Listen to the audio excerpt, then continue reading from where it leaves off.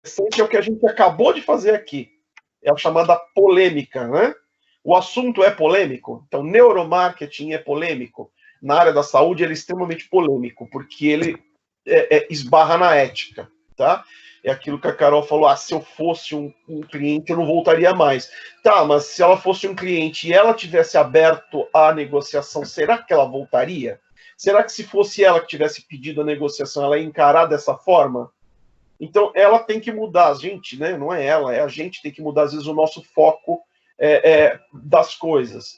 Então, criar polêmica é interessante. Por quê? Criar polêmica faz com que as pessoas venham conversar com você. Um exemplo nosso, né? É comum a gente receber paciente no consultório e falar: eu não quero aquela ponte de grampinho porque ela estraga meus dentes. E a gente está cansado de saber que o que estraga dente é falta de cuidado, não é a prótese, né? Então, você criar um exemplo lá na internet com seus pacientes. Por que as próteses removíveis não estragam o seu dente? Vai ter muito paciente te consultando. Pô, doutor, mas aquela que eu fiz marcou, estragou, e aí é a hora de você explicar para o seu paciente, mostrando o seu gatilho da autoridade, mostrando toda a sua capacidade intelectual, que para ele estragou porque ele não foi bem orientado quanto aos processos de higienização e manutenção da prótese. Então, a boa hora desta polêmica é de trazer o paciente para o seu lado. Por exemplo, é comum a gente estar no consultório também e ouvir da paciente: eu tive muitos filhos, para cada filho é um dente que se perde. Por que na gravidez? Por que a gravidez não aumenta o risco de cárie? Só que assim, é importante você lembrar que a informação tem que ser confiável, você tem que comprová-la, tá? Ou, doutor, na gravidez, eu perdi meus dentes. Então, mostra para o paciente que o risco só existe porque existe uma mudança hormonal e ela é momentânea. E que ela diminui muito o risco se ela fizer um pré-natal. Um pré-natal da gravidez. Olha que legal, um pré-natal odontológico. É um nicho de mercado que dá para explorar. Então, conversem com as suas pacientes mulheres que estejam em idade fértil sobre um pré-natal odontológico. Manda uma mensagenzinha e fala: já ouviu falar do pré-natal odontológico? Aqui nós fazemos. E aí, na hora que o paciente ligar ou mandar uma mensagem querendo saber do que se trata, é hora de você dizer: olha, os riscos de você ter cárie na gravidez são aumentados porque os seus cuidados não estão mais na sua boca, estão na criança que está vindo. Então você passa a se preocupar muito mais com a gravidez do que com você. Você relaxa em alguns momentos na sua higienização bucal, porque você está comendo com mais frequência, então você acaba esquecendo, ou porque a escovação vai te dar ânsia e enjoo e você não quer enjoar, ou porque você está tendo muito refluxo por conta disso, o ácido está... Vocês perceberam a quantidade de informações que vocês podem passar para o seu paciente e acionar o gatilho da autoridade, da confiança? Então, um gatilho sempre funciona junto com o outro, tá? E é uma boa forma de você trazer os seus clientes, seus pacientes de volta. É interessante, então, que essas chamamos de informações contraintuitivas, né? Que é o contrário do que o seu paciente estaria esperando de verdade, tá? Porque ele esperaria o quê? Que você confirmasse a crença dele. Na hora que você contrapõe, ele vai querer passar a experiência dele para você. É a hora de você puxar ele para dentro do consultório. É a hora de fazer com que ele preste atenção no seu conhecimento e você mostrar para ele que você conhece do assunto, que você é autoridade naquele assunto, tá? Você vai mostrar com provas que isso não é verdade. Outra coisa importante, outro gatilho importante, é que você mostre o seu comprometimento e a sua consistência com aquilo que você fala, tá? Então, se você promete, cumpra. Se você está prometendo para o seu paciente um trabalho de qualidade, cumpra. Faça o trabalho com qualidade, com as melhores técnicas possíveis, tá? Se lá na frente você perceber que você tomou na cabeça porque você não subestimou o custo, está na hora de você rever sua tabela de preço, mas não repassar para o paciente algo que já tinha sido combinado, tá? É importante também que você divida esse comprometimento.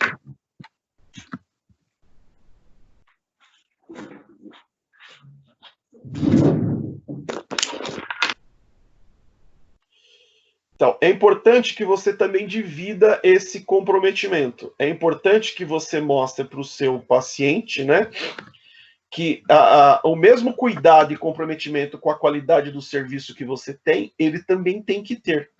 tá? Então, é uma via de mão dupla. Tá? Ele está pagando e está pagando bem pelo seu serviço, só que quem vai cuidar disso em casa, horas, é ele. Então, puxe esse comprometimento dele também. Então, você vai explicar, olha, o senhor fulano, dona Beltrana, eu estou entregando para você esse tratamento agora aqui hoje, você sabe que não foi barato de você pagar, você sabe quanto foi custoso a gente chegar nesse resultado, as consultas que a gente teve que levar, o trabalho que eu tive, a qualidade que eu estou oferecendo para o senhor, porque o meu trabalho é extremamente diferenciado. Agora, cabe ao senhor fazer o cuidado lá na sua casa com a higienização correta que eu ensinei para o senhor aqui no consultório. Então não adianta nada pedir para o paciente fazer a boa higienização se você não ensinou, tá? A fazer a boa higienização. E o que é mais importante, o senhor já tem uma consulta marcada para daqui 6 meses e essa consulta o senhor não irá ter custo nenhum, é a consulta de manutenção inicial. A partir das próximas, cabe ao senhor retornar a cada 6 meses para uma boa manutenção desse trabalho, para que ele tenha uma durabilidade o maior possível. Vocês perceberam que vocês jogaram no colo dele uma bomba?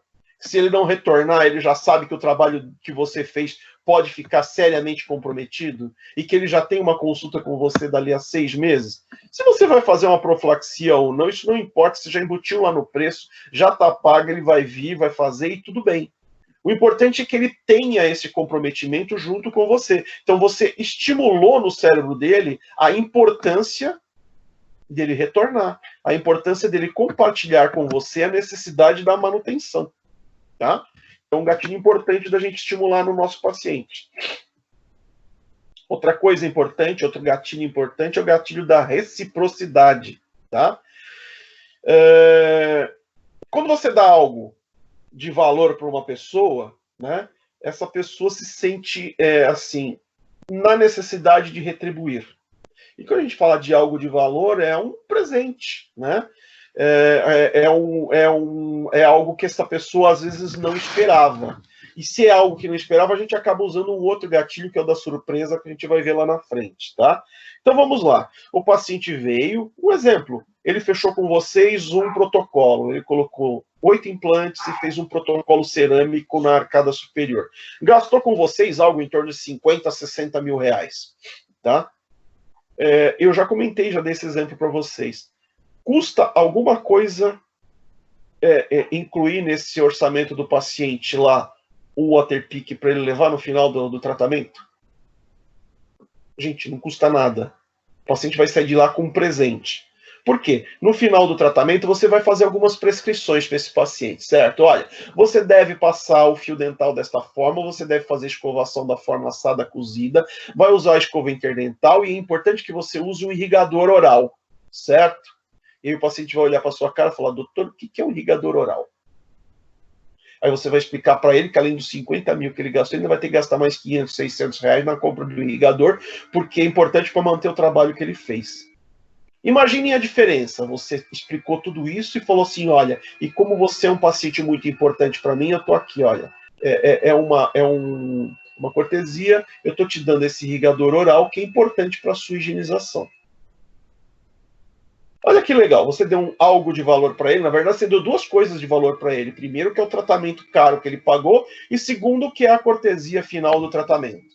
Tá? E você estimulou com ele a reciprocidade. Puxa vida, ele está tão preocupado com o meu tratamento, está tão preocupado com a minha saúde, que ele se importou em comprar esse negócio aqui, que ele está me ensinando a usar, e eu vou usar em casa. Olha que legal.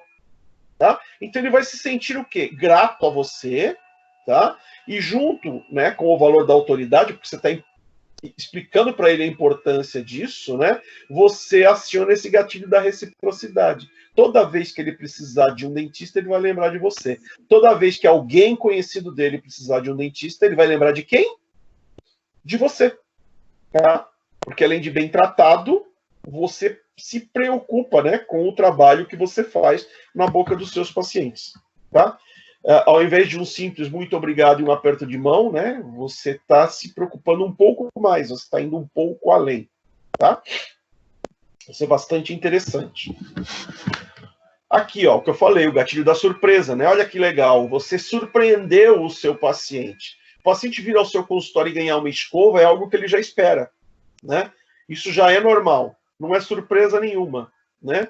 A ideia é ele ser surpreendido no tratamento, a ideia é ele ser surpreendido no dia do aniversário dele. Calhou de ser o aniversário dele no dia da consulta. Que legal. Você previamente já sabia disso, você estrategicamente preparou um presentinho para ele, e no final da consulta falou: olha, por esse dia ser tão especial, tá aqui, ó, uma lembrancinha, lembrei de você. É uma surpresa, é algo que vai fazer com que ele lembre de você para o resto da vida, né?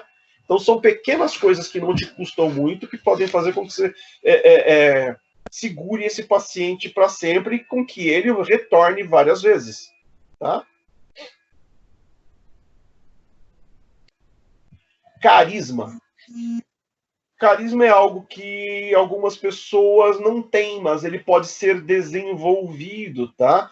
É a capacidade de você atrair pessoas para você. Tá? Então, esse gatilho, o carisma, ele tem que estar sempre junto com o gatilho da autoridade. De nada adianta eu ser uma pessoa atrativa se eu não inspiro confiança.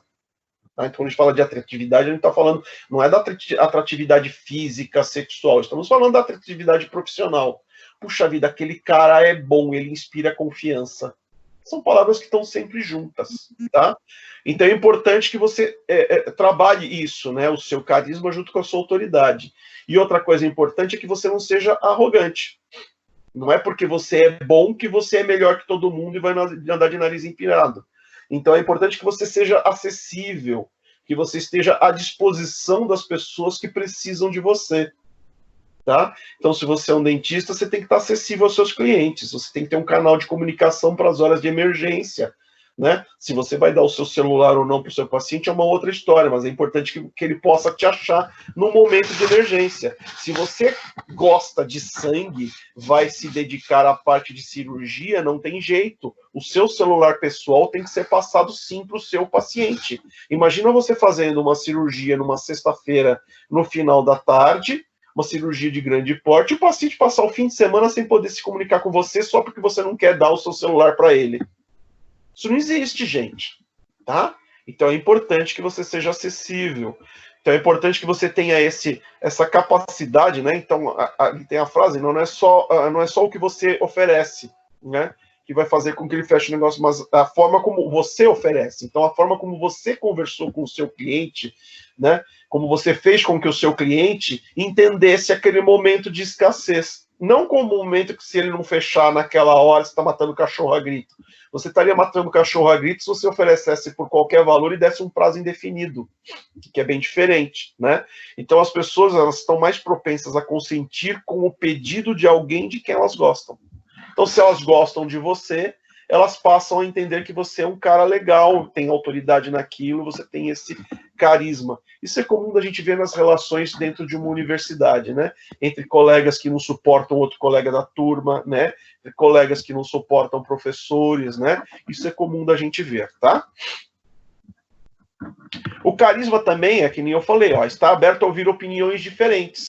Não é porque a Carol pensa diferente de mim que eu vou humilhar ela aqui, que eu vou dizer que ela está errada. Eu vou tentar, com argumentos, fazer com que ela pense do meu jeito, mas isso não quer dizer que ela vai pensar do meu jeito. E eu tenho que respeitar o jeito que ela pensa, né? Isso é extremamente importante.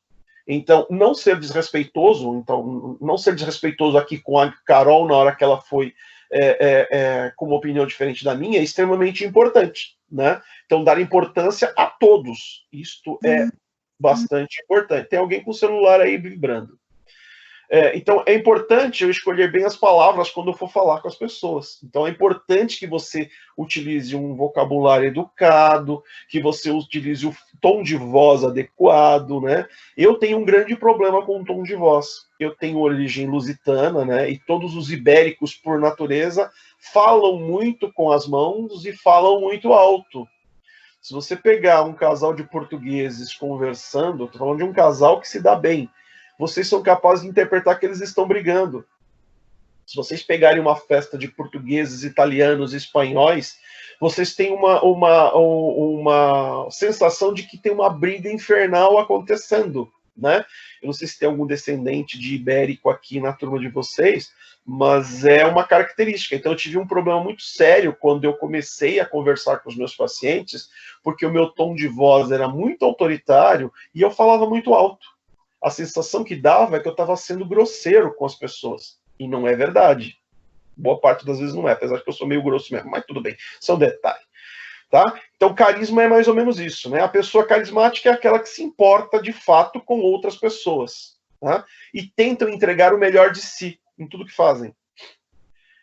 Só que você pode conseguir desenvolver se você não tiver esse carisma nato, né? Você pode desenvolver com o seu paciente usando alguns gatilhos que eu passei aqui. Ó, então, se você não se sente uma pessoa muito carismática, você tem que explorar mais o gatilho mental do diálogo. Então, tentar ouvir melhor o seu paciente, né?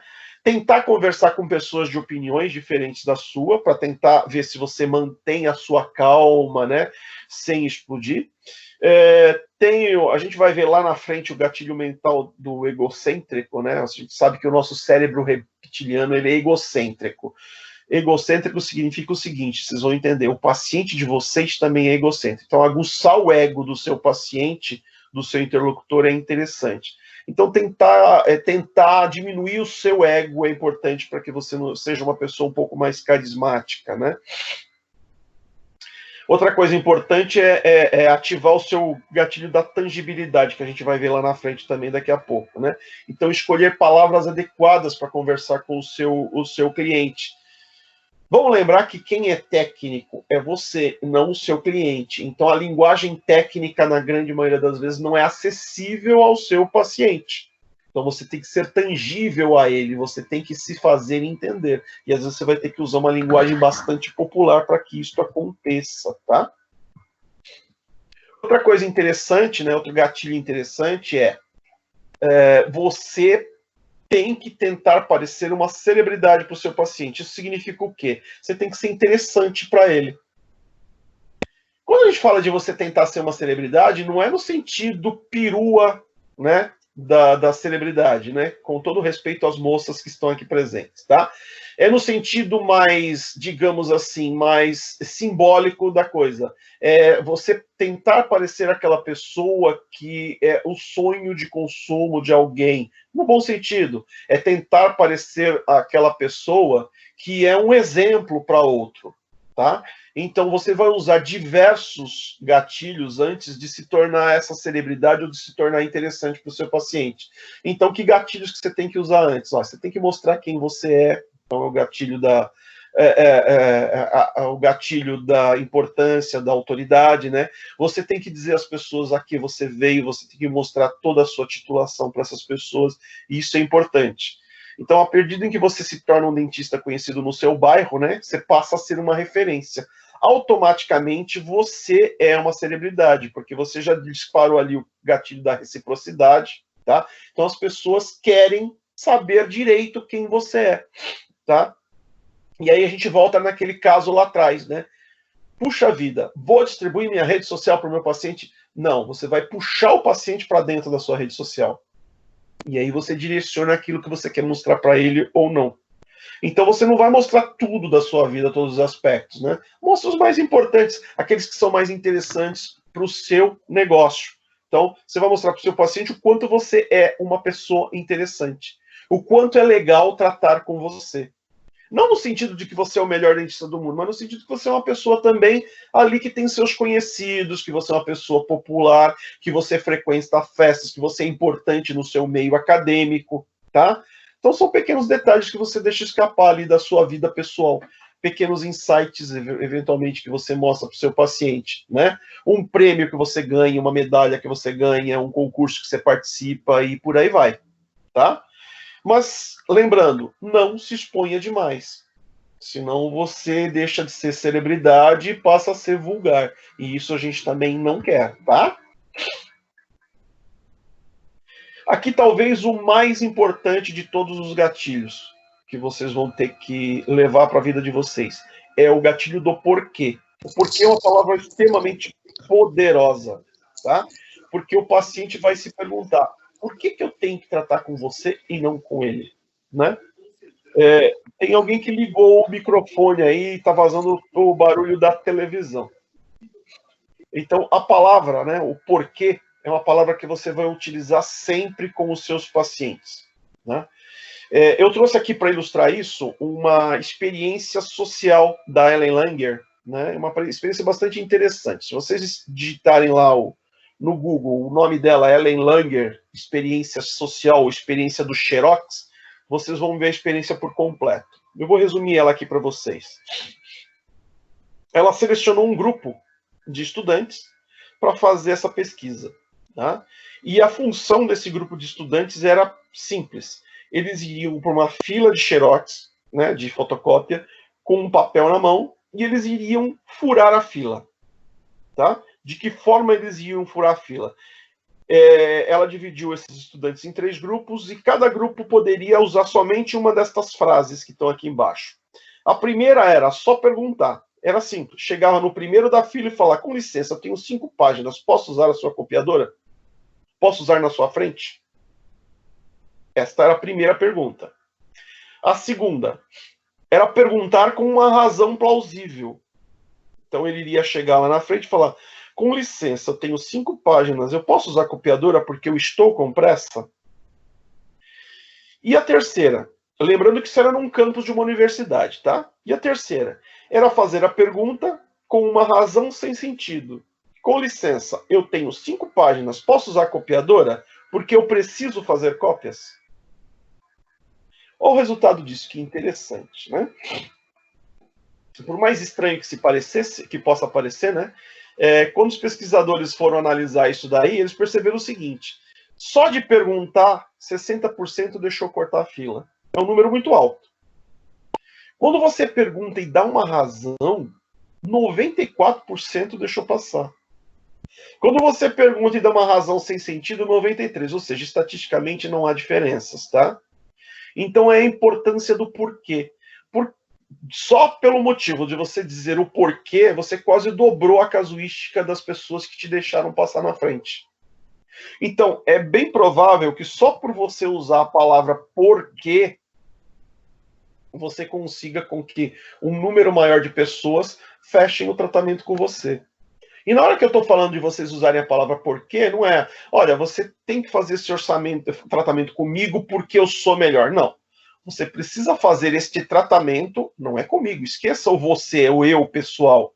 Você tem que explicar para o seu paciente: olha, esse tratamento é importante para você, porque você está com um monte de foco de infecção na sua boca. Esses focos de infecção podem trazer para vocês as seguintes consequências: infecção no pulmão, infecção no coração, infecção no rim, infecção no fígado, infecção no trato respiratório, e tudo isso pode trazer como consequências até uma internação sua num hospital por conta desses focos de infecção. Que você não trate comigo, é importante que você, mesmo que não trate comigo, procure um colega para fazer o seu tratamento com uma certa urgência. Então você vai explicar o porquê, você vai justificar, tá? Então é importante na negociação, porque você está pedindo para o paciente fazer isso.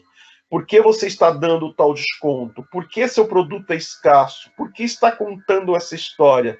Então é sempre importante, cada vez que você usar os seus gatilhos, né, tentar usar a palavra porquê no meio. Então, quando você entregar o orçamento para o seu cliente, para o seu paciente, que você vai explicar o plano de tratamento para ele, explique o porquê da importância dele tratar agora daqueles dentes. Tá? O simples fato de você colocar a palavra porquê lá no meio, né, já faz com que o paciente entenda a necessidade do tratamento. Procurem depois o experimento dela, ele é bastante interessante de vocês lerem na íntegra, tá? Outro gatilho interessante, né, é o gatilho do desprendimento. Né? Então, deixar para o seu paciente que o maior beneficiado com o fechamento do negócio é ele e não você. Então, deixar claro para o paciente por que ele tem que fechar o negócio. Porque ele é o mais interessado. Vocês perceberam? É o porquê, de novo, entrando aqui na história. Então, você vai explicar para o seu paciente que, quando ele for fechar esse negócio, ou esse tratamento, quem vai se beneficiar com tudo isso é ele, porque vai ter uma saúde mais adequada, porque vai ter uma mastigação mais adequada, porque ele vai ter um sorriso mais bonito, né? Então, ao expor o seu orçamento para o paciente, você mostra para ele todos os benefícios do tratamento que você propôs. Por quê? Olha lá o porquê. Ele é diferente dos outros e que o tipo de resultado e que tipo de resultado você pretende entregar, né? E aí tem uma série de informações interessantes, né? Que aí cai de novo naquilo que a gente conversou com a Carol, né? Olha, eu só posso oferecer esse tratamento para você por X tempo, ou seja, todo orçamento que sai do seu consultório tem que estar escrito lá embaixo, válido por X dias. Aí vocês vão perguntar por quê, né? Exatamente por quê.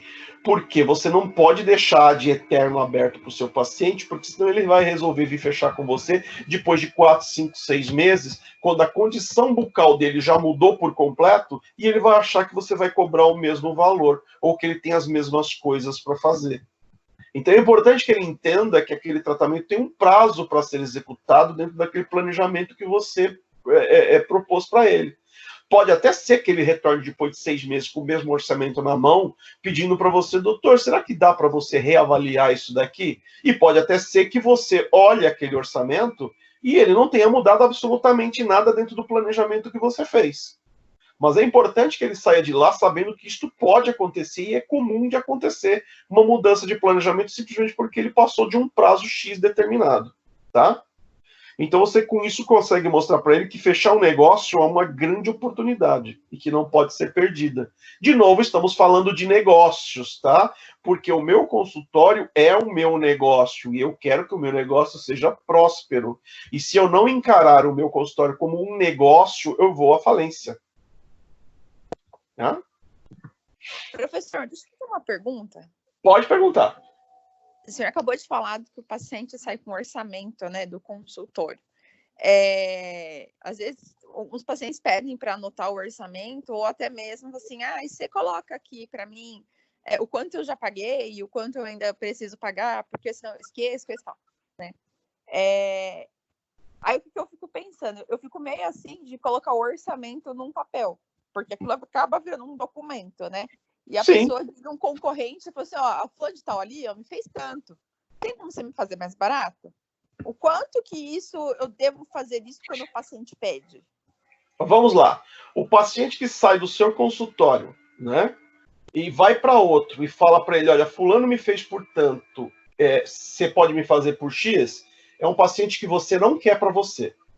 Porque é um paciente que nunca na vida vai te valorizar, é um paciente que nunca na vida vai te dar o crédito que você merece, e é um paciente que não vai viralizar você dentro da sociedade em que ele está inserido, tá? É um paciente então, é um paciente que eu não quero, exatamente. É o tipo de paciente que eu não quero no meu consultório, então eu não me importo de dar. E outra, não é que eu não me importo, eu sou obrigado a dar para esse paciente, né, o orçamento. A gente já está chamando aqui de orçamento porque estamos falando de negócio. Na verdade, o que nós fazemos é um plano de tratamento. Tá? Eu estou chamando de orçamento porque é um negócio. Então, na verdade, o que é um orçamento. Então, professor, oi. Nesse caso, que nem quando o paciente pede um orçamento, anota um orçamento. Se você falar, eu não trabalho com orçamento, e sim com um plano de tratamento, já é um diferencial. Sim, né? Eu coloco, por exemplo, no meu orçamento, vou chamar de orçamento. No meu papel de orçamento, eu coloco lá previsão inicial de custo.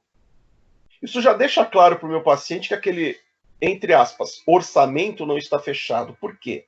Porque ele está sujeito a exames complementares que eu vou pedir, né? E é bom que a gente peça a panorâmica para todos os pacientes, né? É um documento, inclusive, que a gente tem que ter no consultório, é importante. Pode haver alguma intercorrência durante o tratamento que não estava previsto naquele exame clínico inicial, né? E aí, mais uma vez, a importância da consulta inicial ser cobrada. Se você cobra a consulta inicial, o cidadão, o futuro cliente, já vem te valorizando desde o início. Ele já se sente diferente, tá? Eu não estou fazendo nenhuma crítica contra quem não cobra orçamento. Tá? Eu mesmo não cobro um orçamento, mas eu deixo claro para o meu paciente que orçamento é diferente de planejamento, que eu só planejo se ele pagar a consulta inicial. Senão eu vou dar um valor X que pode ser aproximado ao que ele vai gastar. Doutor, mas não tem como saber tudo que eu vou gastar? Eu falo, tem. Você me paga tanto, a gente vai fazer todo o planejamento inicial, eu vou te pedir os exames complementares e depois você volta aqui para pegar o planejamento final. Isso já seleciona de cara pacientes que querem tratar comigo ou não, aqueles que só estão procurando preço. Você concorda comigo que no exemplo que foi dado aqui, se o paciente veio e vai procurar um outro mais barato, o que ele está procurando é o preço mais baixo e não a qualidade do trabalho? E se ele está procurando o preço mais baixo, ele com certeza não vai fechar com você, porque ele sempre vai encontrar alguém mais barato que você? Então é o tipo de paciente que não me interessa. De verdade, ele não me interessa. Não é um paciente que eu queira para mim. Eu vou querer esse paciente para mim o dia que ele vier para mim e falar: puxa, doutor, olha, eu fui em tantos dentistas aqui no bairro, nenhum resolveu o meu problema. Agora eu vim no senhor, eu sei que o senhor é super caro, eu sei que o senhor é difícil de negociação, mas eu sei que o senhor resolve.